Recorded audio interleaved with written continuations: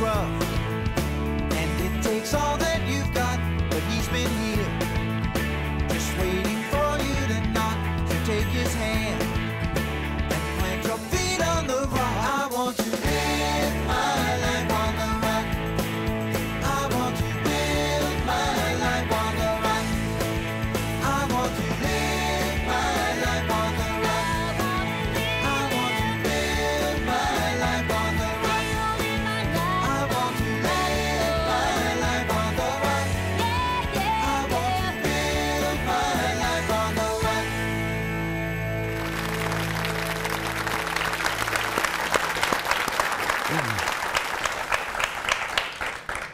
Hi, tonight our guest, welcome to Life on the Rock, and tonight our guest is Emily Stimpson. She has just written The Catholic Girl's Survival Guide for the Single Years.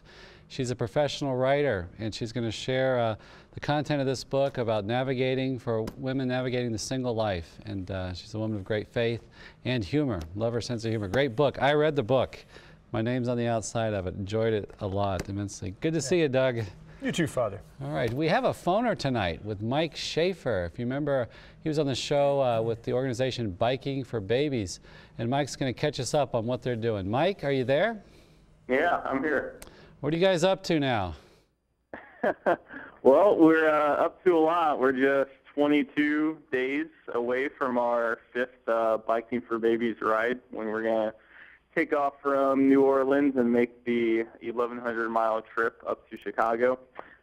There's 11 of us training right now, training hard and doing some fundraising in order to get ready for the big day. We're going to be taking off on July 6th. Now, Mike, Doug Barry here. Good to talk to you again. Question: when I look at the map, you're going up to Chicago. Isn't that kind of difficult because everything's uphill? Yeah, people ask that a lot, but thankfully it's actually better. During the summertime, you get more of a tailwind, wind from the south, but it makes up for the uphill climb. And if people want to support the money you're raising, tell us about how the money will be used and how they can support you. Yeah, the mission of Biking for Babies is really to extend the work of pregnancy resource centers, to really tell that pro-life story in the same way that they do, but in kind of different circumstances down the road. So the primary donations primarily go towards supporting the work, directly supporting the work of these pregnancy resource centers, helping them, purchase ultrasound, expand their ministries. So we raised money for about 8 different pregnancy resource centers located across the Midwest. So that's bikingforbabies.com is your website? Yep, bikingforbabies.com.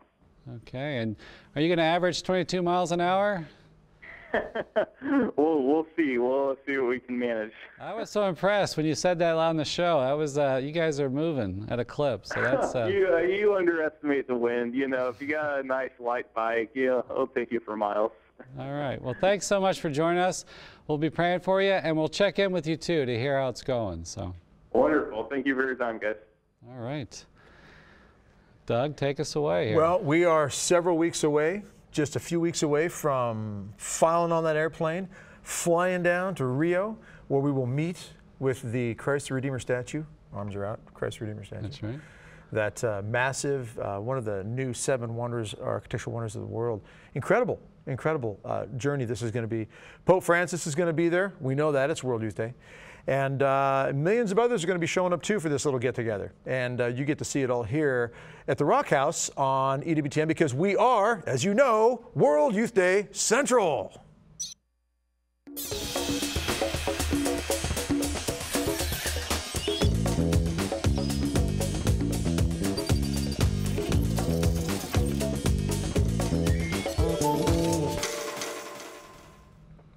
And we're going to get a chance to hear some of the official theme song from World Youth Day. You're going to enjoy this, I hope. Have at it. Well, first. Oh, here we go now.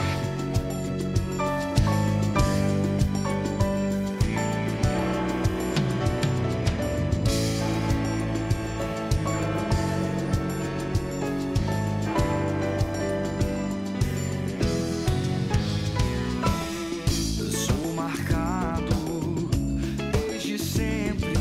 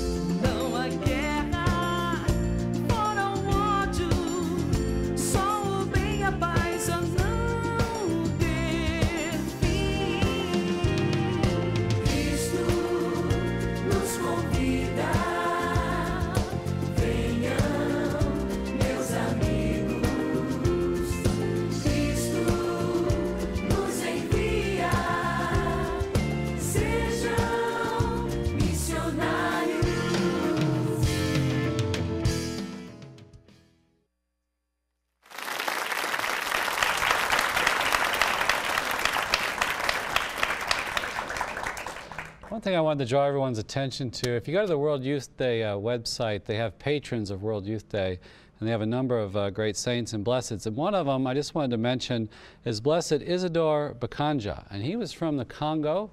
He died, he was martyred at 21 years of age, and he converted, was baptized at the age of 18. So only lived 3 years. And he was very poor, illiterate, and but converted, and he worked on a Belgian rubber plantation, and he would catechize the fellow workers. He would teach them how to pray, and a great devotion to Our Lady. He'd wear the brown scapula and carry the rosary in his hands. Now, the people that ran the plantation, this particular overseer was an atheist, and he kept, he didn't want him to teach anybody about the faith, or especially not how to pray. He kept threatening him. Eventually, he beat him, and he whipped him, scourged him so badly that he died about a day later. He had him scourged and then chained him up to a post for 24 hours. But before he died, he was able to see someone who was sympathetic from the rubber company, and he said, "If you see my mother, or if you go to the judge, or if you meet a priest, tell them I am dying because I am a Christian." That I was so moved by that this young man, only 3 years a Christian, had such tremendous faith to suffer and die, and had this great tender love and devotion to Our Lady, and he died because of his witness to the faith, that he was giving it away. He was sharing it and refused to be silenced. And I just thought that's a powerful witness to all of us, because he was not well-read, and had all those values of education, but just had this simple faith that was so powerful. It's another example. A couple of things, come to my mind. First is, as you said, it's another example of the depth of love that supersedes and soars far above any of the intellect, any of the worldly ways of thinking of importance.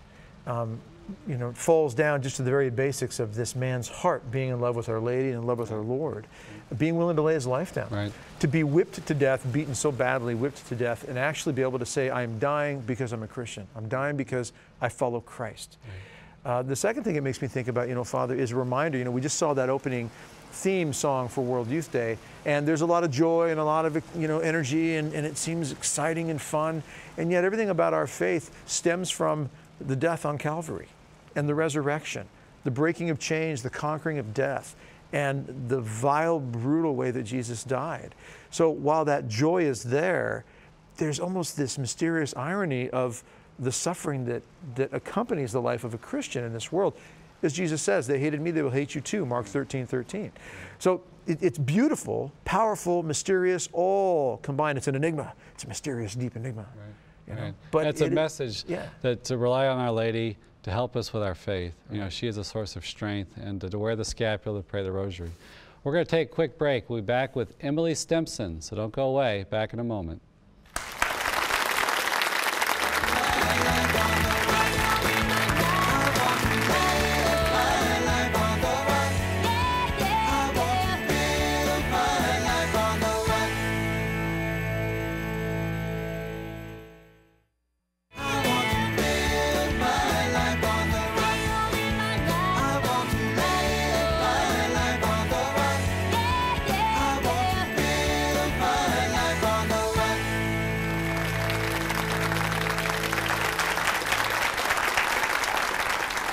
Hi, welcome to Life on the Rock. Tonight our guest is Emily Stimpson. It's a pleasure to have you on the show. It's a pleasure to be here. And I read the book cover to cover, loved it, and you're a real writer. You're funny, and you make a point, and you do it very well. And professionally you are, right? You're a full-time writer? I am a full-time writer. That's how I pay the mortgage. Yep. And tell us about your work as a writer. What kind of things do you write? Well, I always call myself a Catholic hack writer, which means I do a lot of it, of everything. I blog for Catholic Vote, so catholicvote.org. I'm a contributing editor to Our Sunday Visitor. I write a lot for Franciscan University, and then I do a lot of ghostwriting, so I help other people put their ideas on paper. Right. You were telling me like 2 books a year? About 2 books a year. As a ghostwriter. Yep. Wow.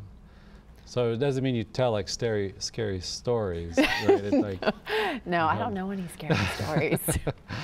But you also worked on Capitol Hill, right? I did, Tell us about that. When I was first out of college, I went to Washington and I worked for a U.S. congressman.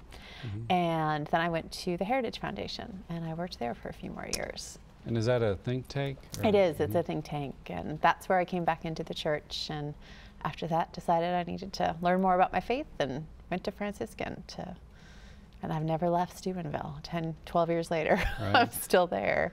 And have a beautiful house. You write about your house in the book. I right? do. Yeah. I have a beautiful house. I love it like a person. Okay. And you got a master's in theology from Steubenville? Almost. Yeah, I'm kind of a MA school dropout. Okay. I'm a few credits shy. The editors didn't seem to care as long as I didn't write heresy. So I figured, why take on any more debt? And gone to all the conferences, I'm sure, and everything, and you referenced that. But you write in the book that this was not your life dream, to write a book about Catholic girls' guide to single years. Because every little girl, you know, dreams about growing up and writing a book about being single or being single long enough to be considered an expert on the topic. Tell us about your real dream. Well, my real dream, I always wanted a big family. I mean, from the time I was a little kid, I remember we only had, there's 3 girls in my family, but both my parents came from big families. And I can remember being a little girl and being sad that my kids weren't going to know what it was like to have so many aunts and uncles and cousins. So even before I took my faith seriously, I always wanted to, you know, have the whole kit and caboodle, big 12-passenger van, that kind of thing. And that was really the plan all along. It was the plan in college. It was the plan afterwards. But we live in a world where plans like that don't always happen when we'd like to have them happen. Right. So things have turned out a little differently. Let's talk a little bit about that, because you have a very, and this is where the theology background comes from, you have a section where you speak about vocation, and there's some disagreement and maybe even differences in pastoral approach to the idea of vocation. Tell us how you understand it. Well, when you look through, I always say we like to use the word vocation as Catholics, kind of like in the movie The Princess Bride.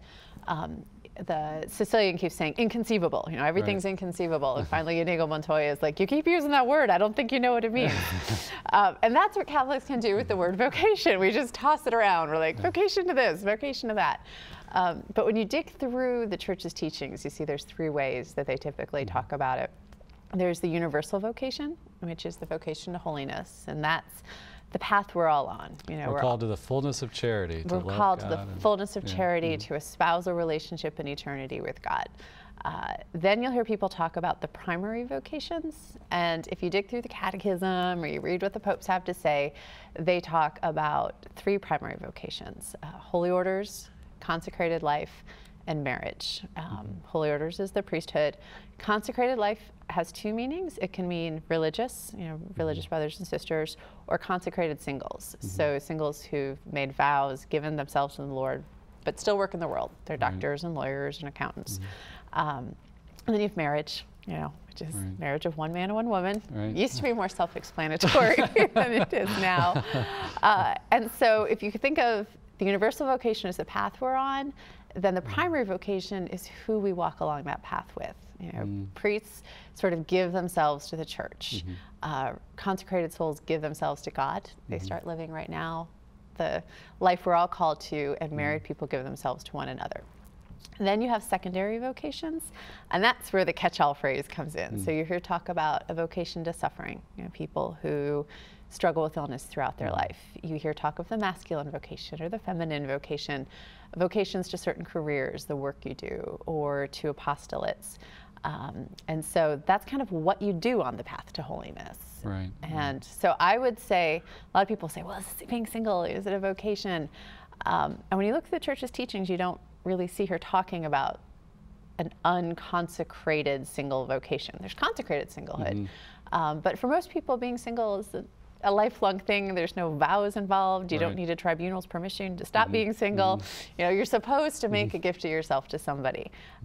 But it is an opportunity to love God and serve others as you journey to holiness. So I think for most of us, you know, our single vocation fits into that secondary class. It's not like marriage or the priesthood, but it is a real opportunity to suffer and serve and grow closer. I'm sure many people have someone like that in their families, extended families. I mentioned to you earlier, I had a great aunt and she helped out the family so many ways in helping to raise kids and everybody's got, including myself, has wonderful memories of her, my Aunt Mathilde, and she was a real witness to charity, and she never married, but she was available to help out a lot of people. One thing you mentioned to me that you hoped in this interview we could talk about how priests and married people can help single people. What can they do to help single people? Well, you know how you talked about your aunt, and my grandpa had an aunt like that too, his aunt Aggie, and she did the same thing, and she was a real blessing. But it used to be that was more exceptional. You know, now 43% of adults over the age of 18 are single. Right. People are marrying later in life, or they're not marrying at all, or they're marrying and divorcing. And suddenly the church has all these single people on her hands, and it's been kind of a struggle to figure out, well, what do we do about it? And we do need to do something, because families, good Catholic loving families, are where vocations come from. And if we don't start having more Catholic marriages, you know, the numbers of marriages in the church have been declining, we're going to have a vocations crisis on our hands like nothing we've seen.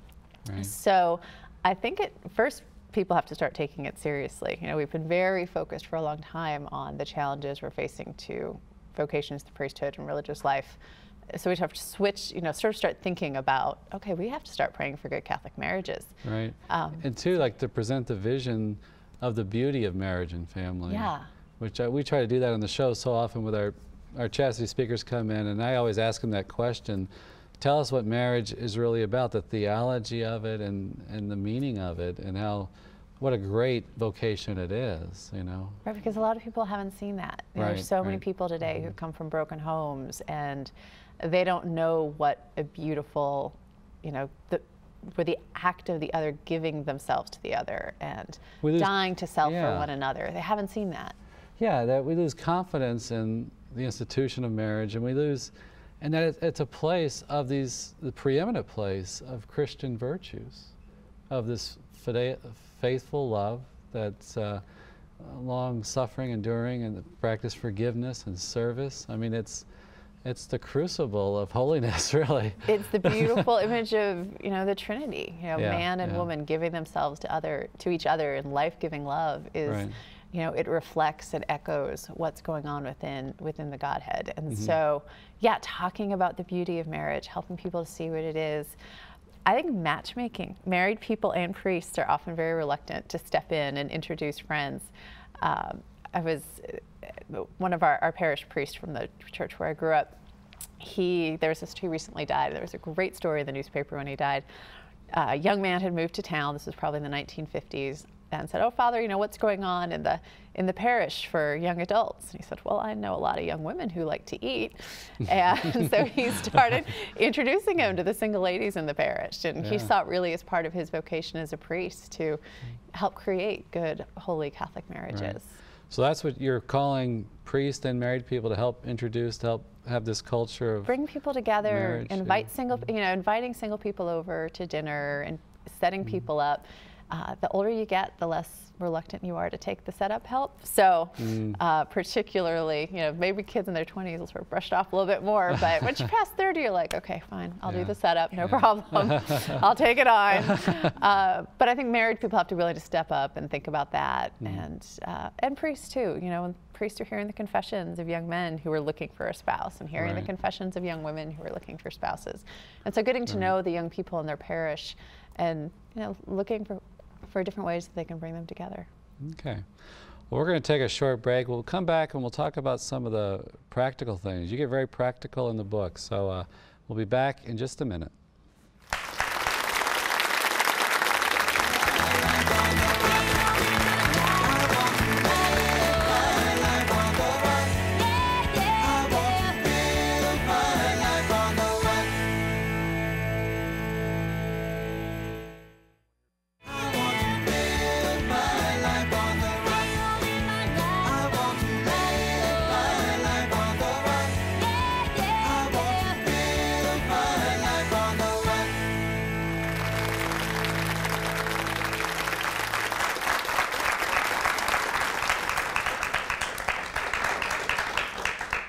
Hi, welcome back to Life on the Rock. Tonight our guest is Emily Stimpson. Doug, you got a question for us. Yeah, you know, we talk about, you know, so many women are so single out there. And I know in my travels and speaking and doing different talks in places, a lot of women will come up to me and they'll say, where are the men at? What do you find? And as you research the book and the people you interact with and talk with, how are women, single women, looking at the crop, if you will, of men these days? I know there are great guys out there. There are great, wonderful men out there. All right, first I want to say there are some guys out there that are okay. However, that being said, I still want to get married. I can't say bad things about guys. But yes, if you talk to most single women, it feels like there's pretty slim pickings. If you go to events at the young adult group events at most parishes, dioceses, it's going to be more women than men. The daily mass crowd, you're usually going to see more single women than single men. I know that there's lots of Catholic guys who would say the same thing about girls, you know. So, but it is the dating scene is, regardless if you're a man or a woman, there's just fewer out there. You know, most people are living the culture's life, and they're not up for doing dating the church's way or marriage the church's way. So I mean, because really, I mean, traditionally and really the way we are more wired by God, women primarily have a heart to be won, to be treasured, pursued, sought after the right way by God's design. Men are created more to pursue, to win the heart of a woman.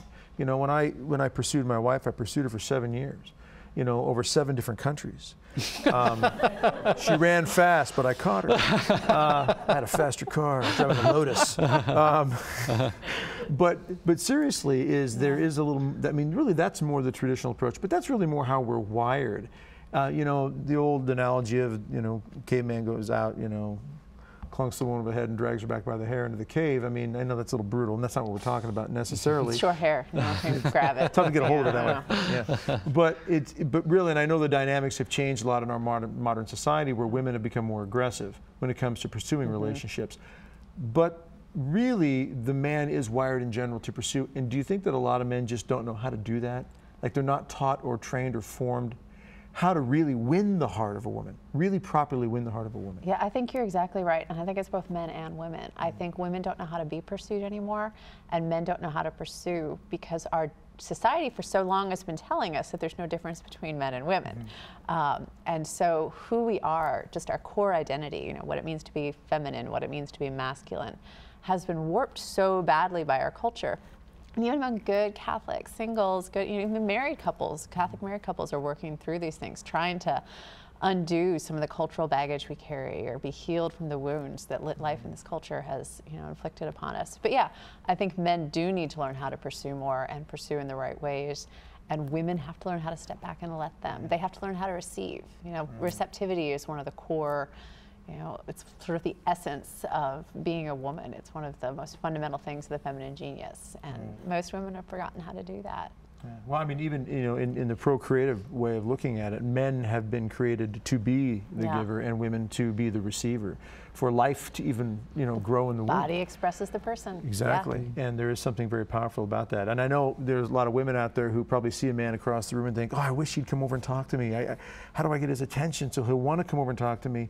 And really, a lot of that is on the man's shoulders to say, hey, I want to go talk to her, you know, regardless of how old, I'm going to pursue her, right? Right? Yeah. Y'all know what I'm talking about. I know you do. Doug's making a veiled reference to, we have a couple tonight that have recently become engaged, and they're 80 years old, or around 80 years old. So welcome to have them here tonight to celebrate their joy. But you know, you bring up some themes that I love, that part in the book about the masculine and the feminine, and you talk about the two ways of being human, both image God equally, we say, but you say women image, in that dynamic between the two, I guess, image God's pursuit of us. I thought that was a beautiful way to can you talk about that, how God's love for everyone, and its image, especially in that dynamic of the man pursuing the woman? Well, women, you know, if you look through art and literature and theology, you often hear that women, you know, women are beautiful. We're the beautiful sex. So no offense, guys. We're just, you know, well, I'll just put it this way, Emily. I never want to be referred to as beautiful. You prayed for a beautiful husband for me earlier. Yeah, so. You know, I'm okay. My wife says you're handsome. I'm good with handsome. Don't call me beautiful. Thank you. Anyway, go ahead. Women are the beautiful sex. We are made to be beautiful, to fascinate, you know, to be pursued, to attract. And that's a good thing, you know, because in that, in men's desire for women, in men's fascination with their beauty, like we reveal how beautiful the human soul is to God. You know, He desires to be with each and every one of us more than any man desires to be with any woman. You know, and that's in both body and soul. Women sort of reflect that eternal desire God has for His creatures. And we see that in the scriptures when Eve is brought to Adam, he has this exclamation of joy. Yeah, bone of my bones, flesh of my flesh. The first love song, right? That he has this ode to her and expresses his joy. And then the receptivity of the woman, images that in the Christian life, everything is a gift, you write, that grace is given to us, offered to us, it's God's work in us. Yeah, I mean, we're all designed to be receivers. You know, we're all supposed to be received. Nothing we have is our own. Everything good we have flows into us from another. And women in body and soul, you know, are designed to receive. We receive our husband into ourselves. We receive the gift of new life in our womb. Our bodies speak to that receptivity, you know, that's in our souls. And often if you talk to, priests will tell you that often it's sometimes easier for women to fall in love with God, to give themselves to God. There's just a natural openness to receiving things that you find in women. And so, yeah, the receptivity. That's what we're all called to be. It's not like women are the only receivers and men can't receive. But we help image for everyone else how you're supposed to do it. At least we're supposed to. I just can't accept what you're saying right now. No. I will not receive these words. See, typical man, you're not learning. And I'm not asking for directions. I can find where I'm going without asking for directions. Do you like secretly check the iPhone? I got a GPS. I just don't know how to run it. My wife has to help me run the GPS. And I have to say, what I found interesting about the book and reading, especially when women write about these issues, you know, a man says anything like this and we're labeled sexist or something, but you all bring the femininity into the culture that we're living in. And you talk about careers in the single woman. What's your advice to women? Because you've had a good career, and tell us about that in preparation for marriage. It's not easy because there's always the balance. You want to make sure, I mean, the church has called women into the workplace, and you know, if you read the work of John Paul II or Edith Stein and all that women have to give to our culture. So it's not like the church is saying all women, you have to stay home and, you know, wait around for your husband to come. But you also want to make sure that you're pursuing your life in such a way that you're not making it difficult for the husband to come. You don't want to make your job your life. You don't want to pass up relationships that could be good because you're too worried about your career. So there's a continual balance. You have to be planning, you know, for the future, knowing that maybe you won't be married at 25 or 30 or 35. You want to make sure you're doing what God is calling you to do, but you also want to be remaining open to that primary vocation. So it's a continual juggling act. I think it's a continual act of discernment, and it's not something you can make for the long haul. It's a sort of, what is God asking me to do right now? There's no husband on the horizon, but there's this amazing opportunity to go serve in China as a missionary, or there's a chance to go to Steubenville and study theology. And you did some missionary work, did you? I did a year of missionary work. In China? Or no, that's Shannon, my roommate. I always just brag about her. No, I did. I was actually when I was away from the church, so I was sort of my Protestant missionary year. Okay, so you're a revert back to church. Yeah, I just ran a retreat house and cooked for people. God knew not to send me to China. And that is an issue today for some women that you're told, hammered away, you got to have this great career and everything's on hold till the career's going, and then you wake up in your late 30s and you say, wait a minute, this isn't all that I thought it would be. And now I want to get married, but it's harder, right? The older you get. Do you see that a lot? I see that a lot. It wasn't so much the case with me because I always knew I wanted to get married, but I have seen it with lots of women. Because we're sold a bill of goods by the culture that says you can have it all. You need to pursue your career. Marriage isn't going to be where you find your fulfillment. Children aren't going to be where you find your fulfillment. And women listen to that and they buy into it and they make their whole self-worth about their work. And then suddenly the biological clock starts ticking when they're 35 or 34, a little bit younger, and suddenly they're going, wait a minute, work's not making me happy. Work doesn't, throw its arms around me when I walk in the room, and, work doesn't cuddle up with me. And so it's a huge crisis, not just in the Catholic world, but in the culture. The Atlantic has done several pieces on it lately, the New Yorker. There's a lot of women who just are realizing that so, like from secular perspective. Yeah, from the secular perspective. Yeah, right. I know, I say that too. It's like, we have this, maybe especially in America, we have a lot of options with our work, and we think it has more of a fulfillment than it does. I mean, who of us at the end of our life say, oh, I wish I had spent more time at the office? I really, I mean, it's not like, but what about, let's jump to the chastity issue. You mentioned the biological clock. I thought that was interesting in the book. I hadn't thought of that perspective about, you write about how in the 30s that the ticking clock can really be a powerful force in a woman's life. It can be a temptation. It does. It changes things for women. And so it's an issue. A lot of women realize they have to start dealing with it differently than they did in their 20s. And then there's other women who, made mistakes in the past and have come back to the faith and are trying to live more chastely. But again, the biological clock changes things. So, yeah, so you have to deal with that in a different way. Right. Practical tips you give to a single woman, say in her 30s, struggling with that? With chastity. Learn the theology of the body. I think the most important thing is that we need to know who we are as women, as men, what marriage is about. If you understand the truth and beauty of human sexuality, chastity becomes a positive, not a negative. You're not avoiding something because it's so bad. You're waiting for something because it's so good. A strong community of friends.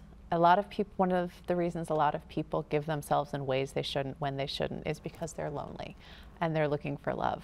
And they find that very temporarily, in an improper relationship with another. And so if you have a strong community of friends who are loving you and supporting you and who you feel at home with, that emptiness isn't there as much. Fasting. That's what the church has always said in the past. Yeah, what did you say, a cookie today? Yeah, that was a priest friend of my friend Chris told him that. He said, cookie today, woman tomorrow. So I love that. But there's little spiritual disciplines. Yeah, right. Can you break that down a little more thoroughly? Cookie today, a woman tomorrow? Cookie today, woman tomorrow. Well, when we give into the little temptations, it does not build up virtues in us that help us say no to the big temptations. So giving into dessert items today means I'm destined for falling in bigger ways. In bigger ways down. If you don't mortify the will, that will gets unbridled, right? And once more. Is this any cookies? It's relative, Doug. Are there any desserts we can eat? You can have cookies, but in moderation. But seriously though, there's so much truth to that about disciplining the body, having it be a step towards disciplining behavior in general, emotions, feelings, and such. Yeah. Why is that? Why does the church or the saints? What is the wisdom behind that in detail? Why are we able to discipline these areas if we discipline these areas? Well, virtue is a habit, and when we get in the habit of making good, wise choices and checking our will for a greater good, it just becomes easier to do it across the board. So when you're continually denying yourself a little thing that's not necessary for the sake of something better, it just becomes easier. Vice is a habit, virtue is a habit. So by disciplining the little things, we're training ourselves for the big things. For the bigger things. It's like running a mile today, so you can run 2 tomorrow, 3 the next day. You don't just go out and run the marathon. You have to train and work up to it. And so little acts of sacrifice and self-discipline, having a schedule, being routine, not just having your life be all over the board. All those things build up virtuous habits. And that's tough for single people too, because being a married man, I'm accountable to my wife and my kids. So even if I wanted to slack off and get lazy, which might happen once in a while when I'm having one too many cookies, but if I know that, well, my wife and kids are counting on me, I've got to be up, I've got to make that flight, I've got to do my job, I got to clock in, clock out, I got to bring home the paycheck. There's accountability. But when you're single and you don't have that, it makes it more difficult, doesn't it, to discipline those areas because. Well, who do you got to answer to? Exactly, Yeah. exactly. I don't have to do the dishes tonight. I don't have to clean the house. I can stay up late. I can, yeah, it becomes, you have to work, I think, extra. I mean, it's one of the reasons why man is not made to be alone.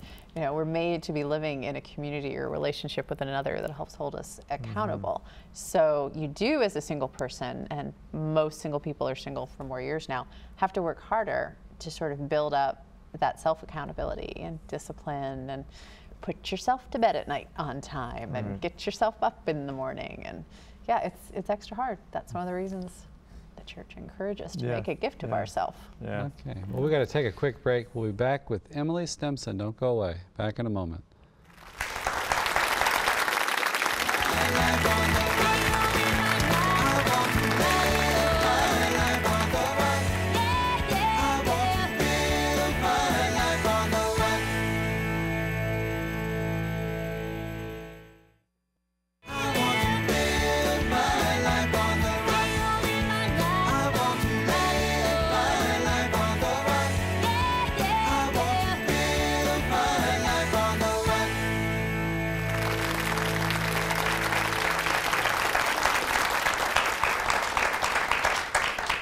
Hi, welcome back. Let's get into some more practical stuff. Do's and don'ts of dating. What's your advice there? We kind of have to date. Some people will say do the whole courtship mode, which is great, but you have to do it modified, because most of us don't live in a place where our parents can pick out all of our boyfriends and girlfriends. That's just not how the world works. But I don't think that dating just to date is a good idea. I think we need to date with intention. So if you've discerned your vocation as marriage, you want to make sure that you're not wasting somebody's time. You know, you're not just dating someone just to have someone around or to make you feel good about yourself. So I tend to go with the 3 to 5 date rule. You know, you go out with someone 3 or 5 times. If by the end of that, whatever date limit you've set, you don't think, oh, this is someone I could really, you know, be interested about in marriage, then you gently but firmly make that clear. And you have some questions. I mean, you kind of get intentions. You ask questions about where they're at. Checklist. No checklists. Checklists are bad. If standards, which are, you know, by 3 to 5 dates, you can figure out if the guy meets the standards. Are they checklists are confusing. Direct questions, or are you just intuitive? No. Not too direct? No, not too direct. Are women too picky? I hear that sometimes, that they, like they might dismiss a guy because his belt doesn't match his shoes or something. I don't know. Sometimes women are too picky, but I think that, yeah, there was a guy. Now, I don't think this was picky. He told me he didn't like garlic. And I'm like, this is never going to work. How am I going to cook without garlic? So maybe I should have given him another date. But because they're important, we have priorities. But let's see. No, I think if women are being too picky, there's usually something else going on. Either they're not ready, their heart isn't free in some way, or they have really wrong ideas of what they're looking for. And we talked a little bit about that earlier.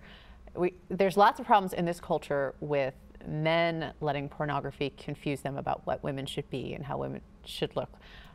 Romantic comedies can kind of have the same effect on women. We let chick flicks influence our idea of what relationships should be like or what men should be like.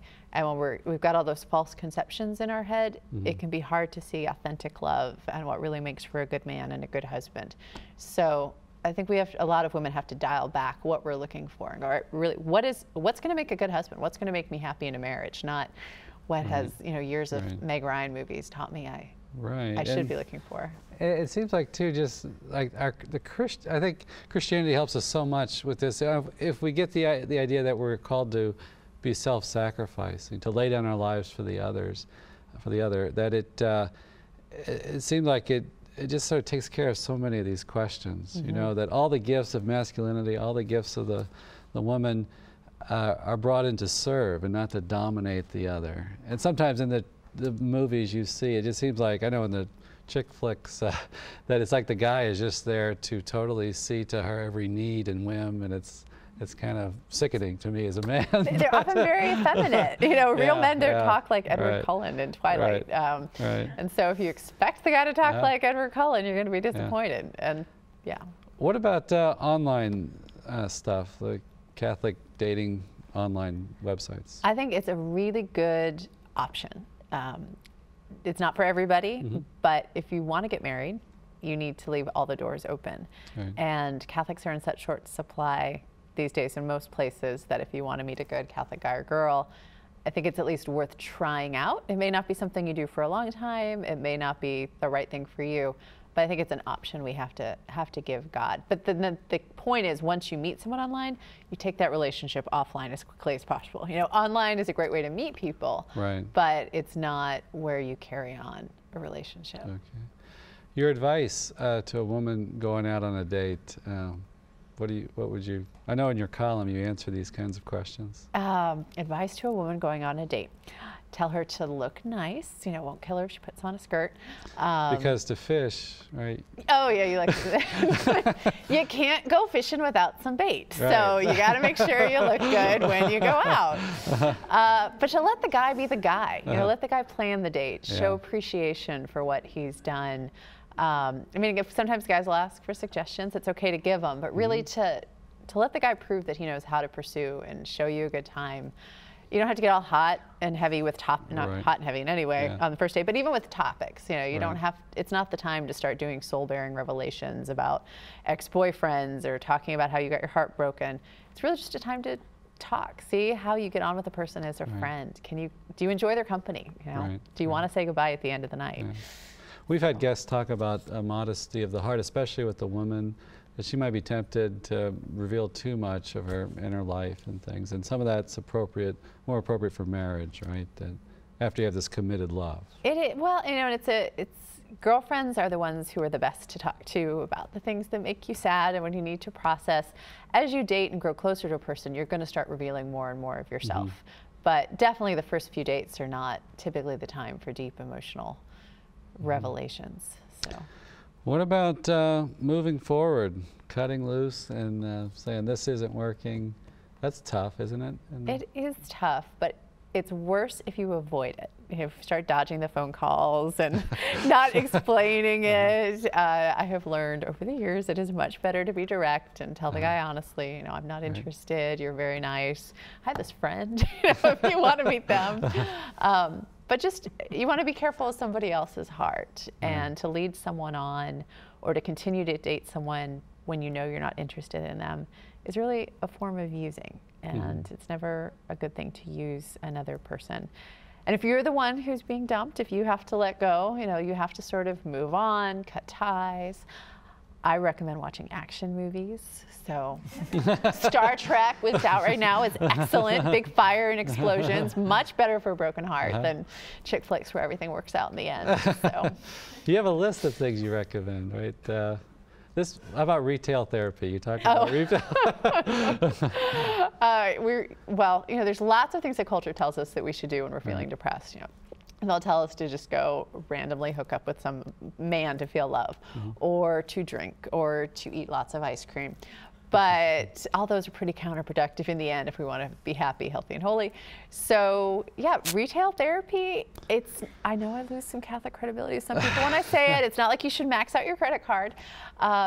But you can't go fishing without some bait. So, you know, it's a way to constructively repair yourself and prepare for another relationship.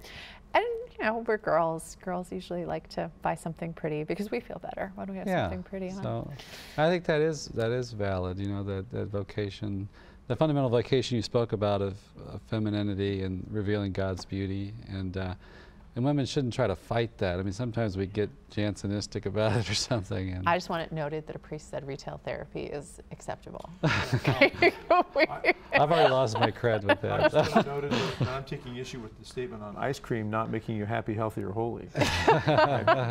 Too much ice cream. Again, moderation. Too much. There you go. Okay, let's just moderation. that, you can't drown your sorrows in ice cream. I agree with that one. Okay. Yeah. But there are medicinal purposes for ice cream. And, you know, the discussion we had earlier, I think, is important, too, about women. That John Paul made these eloquent calls to women, letter to women, about being in the culture, in the workforce, to bring their gift. And certainly that is a certain fulfillment that a single woman would have, that the career and spiritual motherhood, right, that can be a beautiful living out of their fundamental vocation, say? Well, all women are called to be mothers, and all men are called to be fathers. And sometimes that call is answered in body and soul, and sometimes it's just answered in soul. So for single women, there's great joy to be found in being a spiritual mother in the workplace, with your godchildren, with your nieces and nephews, with the kids in the neighborhood, you know, loving people, loving with your friends, you know, loving your friends, and really just nurturing and nourishing them and seeing what's beautiful in them. That's life-giving. And when I was reading that section, I thought too, just practically, I know so many large families, I mean, it costs a fortune. If you're gonna get a babysitter for these kids and they want a night out, I mean, a single person could provide that and really get something yourself. You write beautifully about that, about how children are so rewarding. That's the best reason to have married friends, I think you said. It is. I try not to use my friends for their children because I know using is wrong. But no, it's, my friends have given me so many blessings through their children. I have this little army of girls that just adore me and think I'm way cooler than their mother because I'm never disciplining them. Right. And I always have lipstick on. So, but no, being with children always brings joy in the midst of sorrow, in the midst of sadness. Playing with children, hearing them laugh. My married friends have blessed me very richly. Every time they have a new baby, it's something I get to share in, and I'm so grateful for that. What about I hate to end on the painful part, but you write eloquently about that in the book, about maybe seeing a mother with her children in the grocery store and things.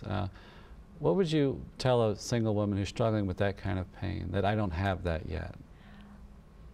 It is hard. I mean, we all get our crosses in life, and even if you get married at 30, 40, 80, there's periods of loneliness, and I think it's okay to own that. You know, it does hurt, and there's nothing wrong with you for feeling sad, but the church has given us so many beautiful ways to deal with that suffering, and uniting it to Christ and accepting that this is our cross for now, and trusting in Him to give us the grace to carry it.